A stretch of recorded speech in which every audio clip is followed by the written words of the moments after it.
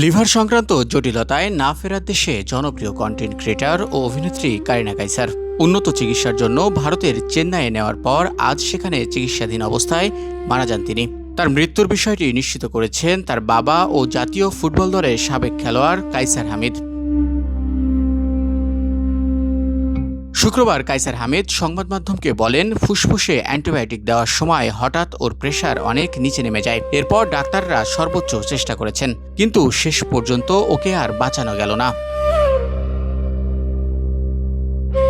Liver সংক্রান্ত জটিলতায় কয়েকদিন ধরেই সংকটাপন্ন ছিলেন কারিনা। প্রথমে রাজধানীর একটি বেসরকারি হাসপাতালে লাইফ সাপোর্টে রাখা হয় তাকে। পরে উন্নত চিকিৎসার জন্য গত সোমবার রাতে এয়ার অ্যাম্বুলেন্সে ভারতের চেন্নাইয়ে নেওয়া হয়। সেখানে ভেলোরের খ্রিস্টান মেডিকেল কলেজ হাসপাতালে তার চিকিৎসা চলছিল। চিকিৎসকেরা প্রথমে তার ফুসফুসের চিকিৎসা শুরু করেছিলেন, এরপর লিভার ট্রান্সপ্ল্যান্টের প্রস্তুতিও চলছিল। পরিবার জানায়, প্রথমে জ্বরে আক্রান্ত হন কারিনা, পরে তার শরীরে সংক্রামক ধরা পড়ে।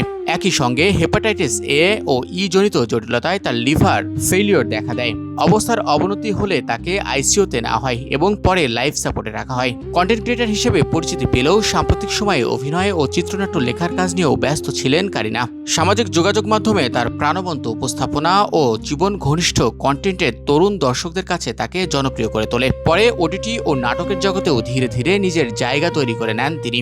অভিনয়ের পাশাপাশি চিত্রনাট্যকার হিসেবেও কাজ করেছেন তিনি। কারিনার মৃত্যুর খবর ছড়িয়ে পড়ার পরই সামাজিক যোগাযোগ মাধ্যমে শোক প্রকাশ করেছেন তার সহকর্মী, নির্মাতা ও ভক্তরা।